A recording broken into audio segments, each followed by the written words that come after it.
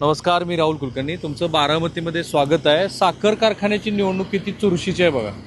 ह्या गाड्या तुम्हाला दिसत आहेत. या निवडणुकीमध्ये हा असा प्रचार सुरू आहे की ज्या प्रचारामध्ये सगळं प्रचाराचं साहित्य, सजवलेल्या गाड्या. आता हा खरं तर राष्ट्रवादी काँग्रेसचा तसा बोर्ड बनायचा, पण मी इथे बॅनर्स बघितली, इतक्या गाड्या बघितल्यात आणि जणू काही विधानसभेला निवडणुकीचा प्रचाराचा धुरळा उडावा तसे आहे बघा. ह्या प्रत्येक गाडीवरती गाडी सजवलेली आहे आणि प्रत्येक गाडीवरती कब्बशी आहे, हे बघा.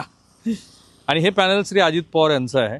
अजित पवार जे राज्याचे उपमुख्यमंत्री आहेत, ते हे निवडणूक लढत आहेत. माळेगाव जो बारामतीपासून जवळच असलेला साखर कारखाना, 19,700 सभासद आहेत, 37 गावामध्ये त्याचं कार्यक्षेत्र आहे.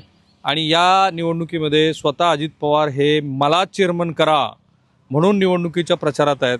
आणि त्यासाठी हे अशा पद्धतीच्या प्रचाराचा धुरळाच त्यांनी उडवलेला आहे. एक एक तास भाषण करतायत अजित पवार. या कब्बशीला तुम्ही मतदान करा, फुरफुर असा आवाज करून सुद्धा ते दाखवतात. आणि या कब्बशीला तुम्ही मतदान करणं का गरजेचं आहे, कारण तुम्ही असं केलं तर अजित पवारांना मतदान कराल असं ते सुचवत आहेत. या निवडणुकीमध्ये एकूण 4 पॅनल आहेत. एक पॅनल भारतीय जनता पार्टी, तसा पक्षाचा संबंध नाही, पण भारतीय जनता पार्टी, एक शरद पवार त्यांच्या पक्षाचं एक पॅनल आहे, अजित पवार यांच्या पक्षाचं पॅनल आहे आणि उर्वरित काही मंडळी आहे. तर त्याच्यासाठी चाललेला हा प्रचार आहे. सहकार का महत्त्वाचा आहे हे पश्चिम महाराष्ट्रातल्या राज्यकर्त्यांना कळलं, त्यातल्या त्यात अजित पवारांना कळलं आणि त्यांचे बरेच खाजगी साखर कारखाने आहे असं म्हणतात. तोही मुद्दा ते इथे आवर्जून सांगतायत की मला एक संधी द्या, मला चेअरमन करा. आणि मग ते चेअरमन केलं तर मी ह्या साखर कारखान्याचा पूर्ण कायापालट करून दाखवेन.